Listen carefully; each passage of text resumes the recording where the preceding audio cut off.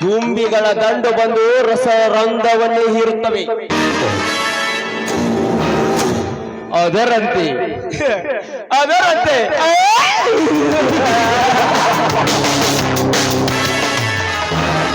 ಸುಂದರವಾದ ಹೆಣ್ಣುಗಳನ್ನು ಕಂಡಕ್ಷಣ ಅವುಗಳನ್ನು ಅಪ್ಪಿ ಮುದ್ದಾಡುವವರೆಗೂ ನನ್ನ ಮನಸ್ಸಿಗೆ ನೆಮ್ಮದೇ ಇಲ್ಲ.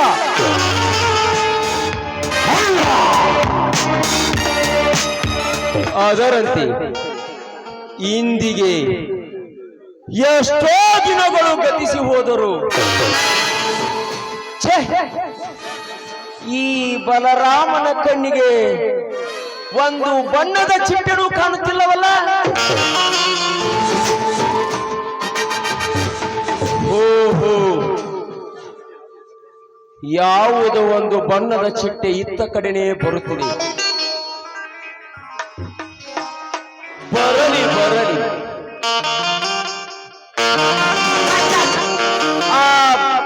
ಆ ಬರುವ ಹೆಣ್ಣು ನನ್ನನ್ನು ಮೆಚ್ಚಿ ಹೂ ಅಂದರೆ ನಾನು ಪ್ರೇಮಿ, ಒಂದು ವೇಳೆ ಹೂ ಹೂ ಅಂದರೆ ಸುನಾಮಿ.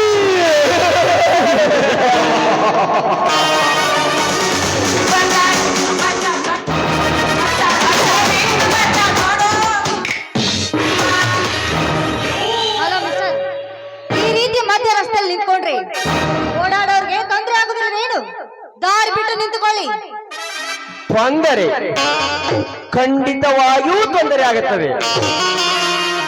ಆದರೆ ತೊಂದರೆ ದಾಟಾಡೋರಿಗೆ, ನಡೆದಾಡೋರಿಗೆ, ಓಡಾಡೋರಿಗಲ್ಲ.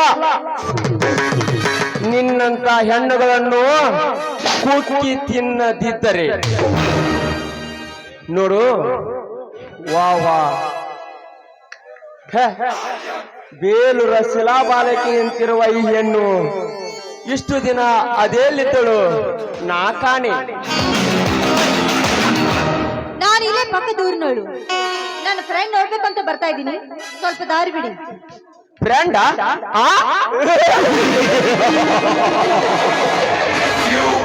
ಫ್ರೆಂಡ್ ಅಂದ್ರೆ ಬಾಯ್ ಫ್ರೆಂಡಾ ಅಥವಾ girl friend? My get your language. ಒಂದೇ ಹೆಣ್ಣು ಸಿಕ್ಕಿದೆ ಎಂದು ಈ ರೀತಿ ಮಾತಾಡುದು ಸರಿಯಲ್ಲ. ಸುಮ್ಮನೆ ದಾರಿ ಬಿಡು. ಎಲ್ಲ ಸೊಕ್ಕಿನ ಹೆಣ್ಣೆ, ಈ ಬಲರಾಮ ಸೊಕ್ಕಿನ ಶಿಖರವನ್ನೇರಿ ನಿನ್ನಂತ ಹೆಣ್ಣುಗಳನ್ನು ಒಂದು ಸಾರಿ ಕಾಮದ ಕಣ್ಣು ಬಿಟ್ಟು ನೋಡಿದರೆ ಸಾಕು. ಈ ಮಣ್ಣಿನಲ್ಲಿ ಮಣ್ಣು ಮುಕ್ಕಿ, ಈ ಅರಣ್ಯದಲ್ಲಿ ಮಣ್ಣು ಮುಕ್ಕಿ ಸಾಯಿವೆ. ಸುಮ್ಮನೆ ನನ್ನ ಮಾತಿಗೆ ಒಪ್ಪಿಕೊಂಡು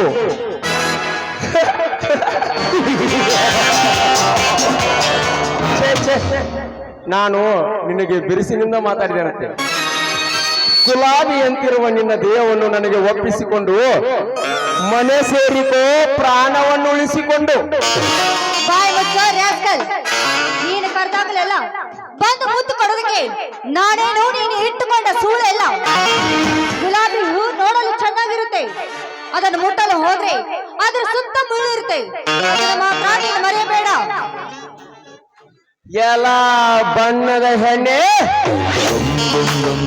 ಮುಡಿಯುವ ಗುಲಾಬಿಯ ಹೂವಿನ ಹಿಂದೆ 16 ಮುಳ್ಳುಗಳಿರುತ್ತವೆ ಎಂದು ಆ ಹೂವನ್ನು ಮುಡಿಯದೆ ಹಾಗೆ ಹೂಗುವ ಹೆಣ್ಣುಗಳು ಯಾರಿಲ್ಲ ಈ ಪ್ರಪಂಚದಲ್ಲಿ.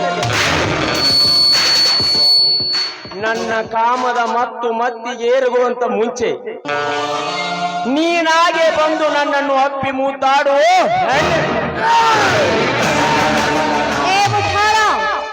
ಸಮುದ್ರದ ನೀರು ನೋಡಲು ಚೆನ್ನಾಗಿರುತ್ತೆ, ಅದನ್ನು ಕುಡಿಯಲು ಹೋದ್ರೆ ನಿನ್ನ ಮುಟ್ಟಾಳತನ.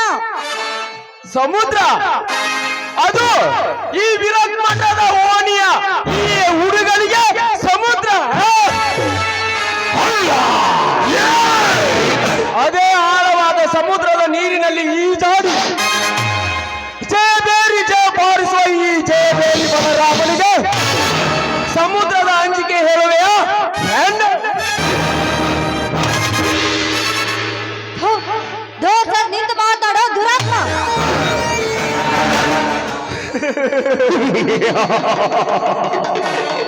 ಆ?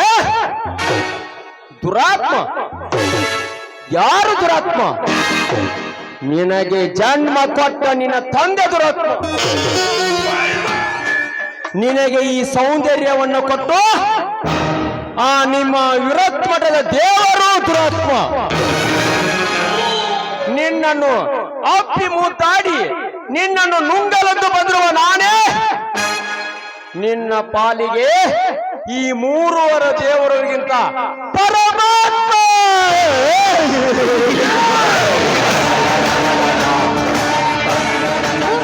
ನಾಯಿ ಒಂಟಿ ಹೆಣ್ಣಿನ ಮೇಲೆ ಈ ರೀತಿ ದೌರ್ಜನ್ಯ ಮಾಡ್ತಾ ಇದೆಯಲ್ಲ, ನೀನ್ ಯಾವ ಪರಮಾತ್ಮನೋ ಪಾಪಿ? ನಿನ್ನಂತ ಕಾಮುಕನಿಗೆ ಒಂದು ಬುದ್ಧಿ ಕಲಿಸೋದಕ್ಕೆ ಆ ದೇವರು ಬಂದೇ ಬರ್ತಾನೆ, ನೆನಪಿನಲ್ಲಿ ಇಟ್ಕೋ. ದೇವರು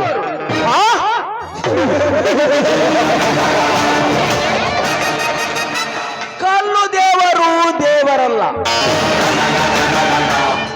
ಮಣ್ಣು ದೇವರು ದೇವರಲ್ಲ, ಪಂಚಲೋಹದ ದೇವರು ದೇವರಲ್ಲ. ನಿನ್ನ ಭಾವನೆಯಲ್ಲಿ ಈ ಭೂಮಿಯ ಮೇಲೆ ಆ ನಿನ್ನ ದೇವರು ಇದ್ದಿದ್ದೇ ನಿಜವಾದರೆ ಪ್ರತ್ಯಕ್ಷವಾಗಿ ಬಂದು ತಡೆಯಲಿ ಈ ಬಲರಾಮನ ಸಾಹಸವನ್ನು. ಇಷ್ಟು ದಿನ ಕಾಪಾಡಿಕೊಂಡು ಬಂದಿರುವ ಈ ನನ್ನ ಶೀಲ ಮಾತ್ರ ಹಾಳು ಮಾಡ್ಬೇಡಿ. ನನ್ನ ಪಾಡಿಗೆ ನನ್ನನ್ನು ಬಿಟ್ಟು ಬಿಡಿ.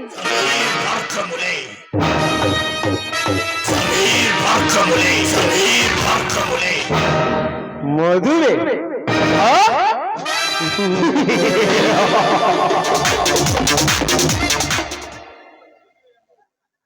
ಮದುವೆ ಎಂಬ ಮೂರಕ್ಷರಗಳನ್ನು ತಿಳಿಸಿ ಹೇಳ್ತೇನೆ ಕೇಳಿ. ಹೆಣ್ಣೆ, ಅಕ್ಕನ ಮನೆಗೆ ಬಾನೆ ತನಕೆಂದು ಹೋಗಿ ಅಕ್ಕನನ್ನು ಎರೆದು ಹೊರಸಿನ ಮೇಲೆ ಮಲಗಿಸಿ ಅದೇ ಅಕ್ಕನ ಗಂಡನ ಜೊತೆ ಕಾಟ ಏರುವ ಅದೆಷ್ಟು ನಿನ್ನಂತ ಮದುವೆಯಾದ ಸೂಳೆಯರಿಲ್ಲ ಈ ನಿನ್ನ ಗರತಿಯರ ಸಾಲಿನಲ್ಲಿ. ಗಂಡನನ್ನು ಹೊಲಕ್ಕೆ ದುಡಿಯಲು ಕಳಿಸಿ ಹಣದ ಆಸೆಗೆ ಅದೇ ಗಂಡನ ಗೆಳೆಯನಿಗೆ ಸೆರಗು ಆಸೆ. ಗಂಡ ಮನೆಗೆ ಬರುವ ಹೊತ್ತಿಗೆ ಕೈ ತುಂಬ ಬಳೆಗಳನ್ನಿಟ್ಟು ಜಡೆ ತುಂಬ ಹೂವನ್ನು ಮುರಿದು ಹಣೆ ತುಂಬ ಕುಂಕುಮವಿಟ್ಟು ಅದೇ ಗಂಡನ ಗೆಳೆಯನಿಗೆ ಸೆರಗು ಹಾಸುವ ಅದೆಷ್ಟು ಬಂಡ ಸೂಳೆಯರಿಲ್ಲ ಈ ನಿನ್ನ ಗರತಿಯರ ಸಾಲಿನಲ್ಲಿ.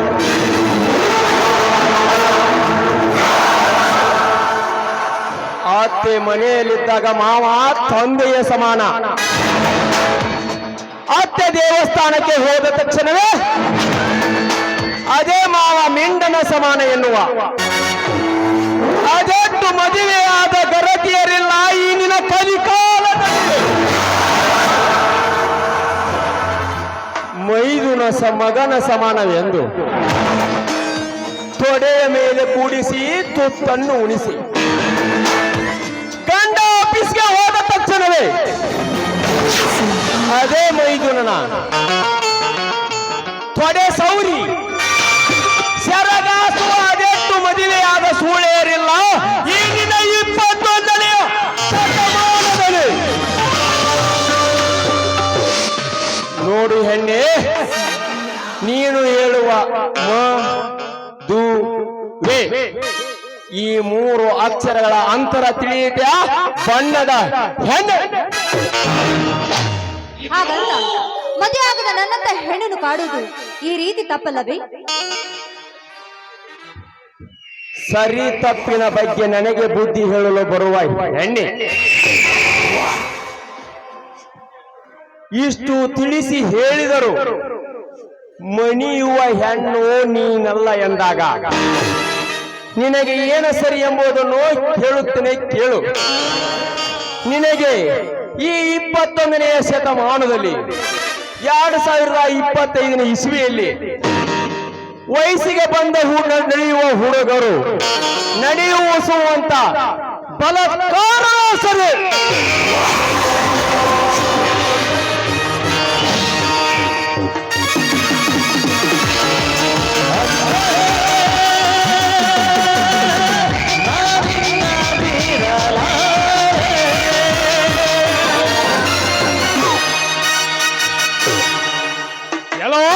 ರಾಕ್ಷಸ ಅಂತ ಅವನ ಹೆಣ್ಣ ಮೇಲೆ ಬಲಾತ್ಕಾರ ಮಾಡಿದರೆ ನಿನ್ನನ್ನು ಸಂಬಳ ಮಾಡೋಣೆಂದು ತಿಳಿದಿದೆ ಆ ಮಗನೇ.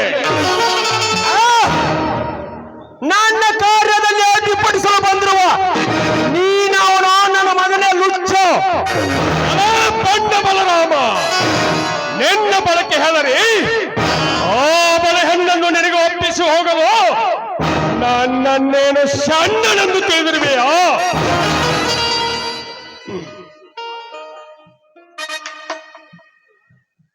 ಪ್ರಾಣ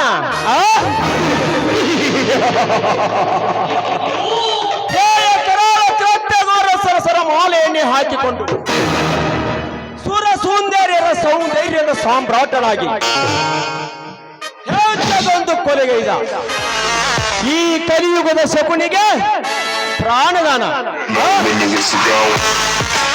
ನಿನ್ ಪ್ರಾಣ ಕಂಜಿ ನಿನ್ನಂತವರಿಗೆ ಹಂಚಿ ಓಡಿ ಹೋಗಲು ನಾನೇನು ಬಲರಾಮ ಶಾಂತನಲ್ಲ.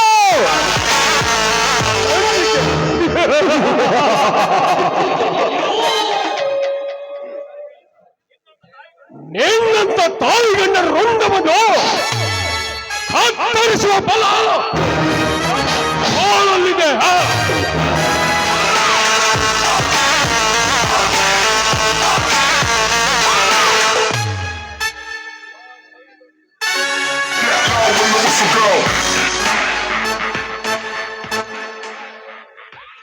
ಆ ವಿವರವನ್ನು ತಿಳಿಸಿ ನಿನಗೆ ಹೇಳಬೇಕಾದರೆ ಆ ಧೈರ್ಯ ನಿನ್ನಲ್ಲಿದ್ದರೆ ನಿನ್ನ ತಂಗಿಯನ್ನು ನಡು ರಸ್ತೆಯಲ್ಲಿ ಶೀಲ ಕೆಡಿಸಿ ಅವಳನ್ನು ಕೊಂದು ಹೋಗಿದ್ದಾರಲ್ಲ ಈ ಸಮಾಜ,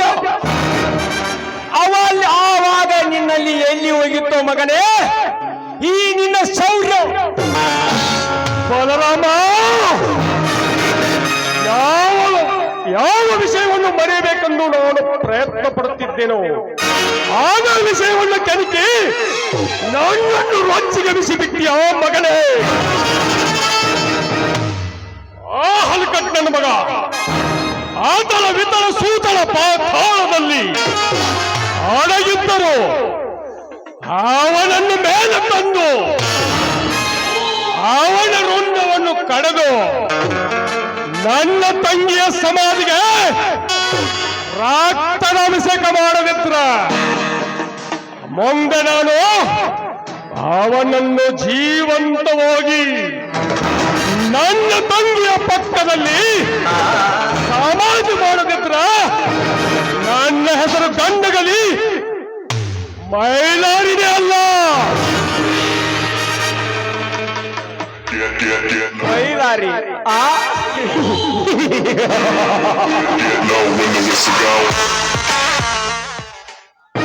ಮಗನ ಮೈಲಾರಿ ನನ್ನನ್ನು ಎದುರು ಹಾಕಿಕೊಂಡು ಈ ಊರಿನಲ್ಲಿ ಅದು ನನ್ನ ಏರಿಯಾದಲ್ಲಿ ಅದು ಹೇಗೆ ಬಾಳೆ ಮಾಡುತ್ತೀಯ ಮಗನೇ ನಾನು ನೋಡೇ ನೋಡುತ್ತೇನೆ. ಮೈಲಾರಿ ಸಿಂಹ ಸೈಲೆಂಟ್ ಆಗಿ ಹೊಂಟಿದೆ ಅಂದ್ರೆ ಸುಸ್ತಾಗಿ ಮನೆಗೆ ಮಲಗಲಿಕ್ಕೆ ಹೊಂಟಿಲ್ಲ. ಮುಂದಿನ ಬೇಟೆಗೆ ಹೊಂಚ ಹಾಕಿನೇ ಹೋಗ್ತಿದೆ. ಹೋಗ್ತೀನಿ, ಹೋಗು ಮಗನ ಹೋಗು. ಕುಂಡುಗಳಿಗೆ ಹೆದರಾಕ ನನ್ನನ್ನೇನು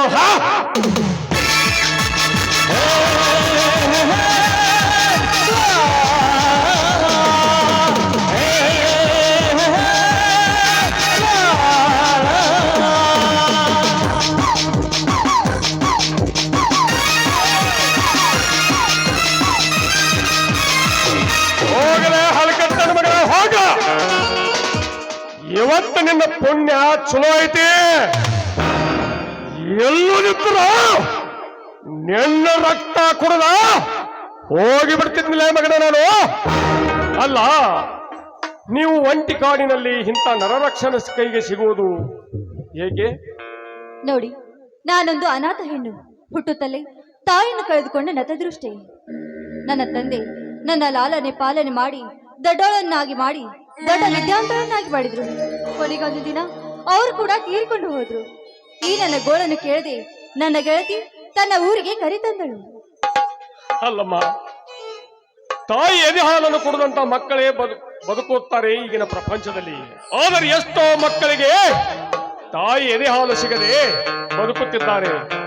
ಅಂಥವರಲ್ಲಿ ಕೂಡ ನೀನು ಒಬ್ಬಳು. ನೋಡಿ, ಒಂದು ಹೆಣ್ಣಿಗೆ ಶೀಲವೇ ಐಶ್ವರ್ಯ. ಆ ಐಶ್ವರ್ಯವನ್ನು ಕಳೆದುಕೊಂಡಿರೋ ಹೆಣ್ಣಿಗೆ ಯಾವ ರೀತಿ ಬೆಲೆನೇ ಇರುವುದಿಲ್ಲ. ಆದ್ರೆ ಇವತ್ತು ಬಂದು ನನ್ನ ಶೀಲವನ್ನೇ ನೀವು ಕಾಪಾಡಿದ್ರಲ್ಲ, ನಿಜವಾಗ್ಲು ಈ ನಿಮ್ಮ ಋಣವನ್ನು ಯಾವ ರೀತಿ ತೀರಿಸ್ಬೇಕೆನ್ನೋದು ನನಗೊಂದು ತಿಳಿತಾನೆ ಇಲ್ಲ. ಅಲ್ಲಮ್ಮ, ಇದರಲ್ಲಿ ಋಣ ಅಂತ ಏನು ಬಂತ ಹೇಳು? ನಿನ್ನ ಸ್ಥಿತಿಯಲ್ಲಿ ಬೇರೆ ಯಾವುದೇ ಹೆಣ್ಣಿದ್ದರೂ ನಾನು ಅದೇ ಕೆಲಸವನ್ನು ಮಾಡುತ್ತಿದ್ದೆ. ಆಹಾ, ಈ ಗುಣನೇ ನನಗೆ ತುಂಬಾ ಇಷ್ಟ ಆಗಿದ್ದು. ನಾನೊಂದು ಮಾತು ಕೇಳ್ಬಹುದೇ? ಅದೇನಂತ ಕೇಳಲ್ಲಮ್ಮ. ಏನಿಲ್ಲ, ಈಗ ಬಂದು ನೀವು ನನ್ನ ಮಾನವನ್ನೇ ಕಾಪಾಡಿದ್ರ, ಅದರಂತೆ ಜೀವನದುದ್ದಕ್ಕೂ ನನಗೆ ಒಂದು ಬಾಳ್ ಕೊಡ್ತೀರಂತ ನಿಮ್ಮಲ್ಲಿ ಕೇಳ್ತಾ ಇದ್ದೀನಿ. ನೀವು ನನ್ನ ಮದುವೆ ಆಗ್ತೀರಾ? ಬೀದಿಯಲ್ಲಿ ಬಿದ್ದವರೇ ನನ್ನ ಬಂಧುಗಳು, ಅನಾಥ ಮಕ್ಕಳೇ ನನ್ನ ಸಂಬಂಧಿಕರು, ಅನ್ಯಾಯದಿಂದ ಒಳಗಾದವರೇ ನನ್ನ ಒಡ ಹುಟ್ಟಿದವರು, ಲೈಂಗಿಕ ದೌರ್ಜನ್ಯಕ್ಕೆ ಒಳಗಾದವರೇ ನನ್ನ ಅಕ್ಕ ತಂಗಿಯರು ಅಂದು ತಿಳಿದು ಬದುಕಿದವನ ನಾನು. ಇದಕ್ಕೆ ಯಾಕೋ ನನ್ನ ಮನಸ್ಸು ಒಪ್ಪುತ್ತಿಲ್ಲಮ್ಮ, ಒಪ್ಪುತ್ತಿಲ್ಲ. ಅಯ್ಯೋ, ನಮ್ಮ ಮನಸ್ಸು ಇನ್ನೊಬ್ಬರ ಮುಖ ನೋಡಿ ಬಲೆ ಹಾಕುತ್ತೆ, ಆದ್ರೆ ಇನ್ನೊಬ್ಬರ ಮುಖ ನಮ್ಮ ಮನಸ್ಸನ್ನು ನೋಡಿ ಕಲೆ ಹಾಕುತ್ತೆ. ಇದಕ್ಕೇನಂತೀರಾ? ನನಗೆ ಯಾಕೋ ನನ್ನ ಮನಸ್ಸು ಒಪ್ಪುತ್ತಿಲ್ಲ. ಆದರೂ ಅದೇ ಸ್ವರ್ಗದ ಬಾಗಿಲು ಸರ್ವರಿಗೂ ತೆಗೆದಿದೆ. ಇದಕ್ಕೇನ್ ಹೇಳ್ತೀರಾ? ಹೋಗ್ಲಿ ಬಿಡಮ್ಮ, ನಿನ್ನಷ್ಟು ನಾನು ಓದಿದವನಲ್ಲ, ನಿಮಗೆ ಬುದ್ಧಿ ಹೇಳುವಷ್ಟು ನಾನು ದೊಡ್ಡವನು ಅಲ್ಲ. ಇದನ್ನ ಎಲ್ಲೋ ಓದಿದ ಒಂದು ನೆನಪಿತ್ತು, ಅದಕ್ಕೆ ನಾನು ಅದನ್ನು ಹೇಳಿದೆ ನಿಮಗೆ.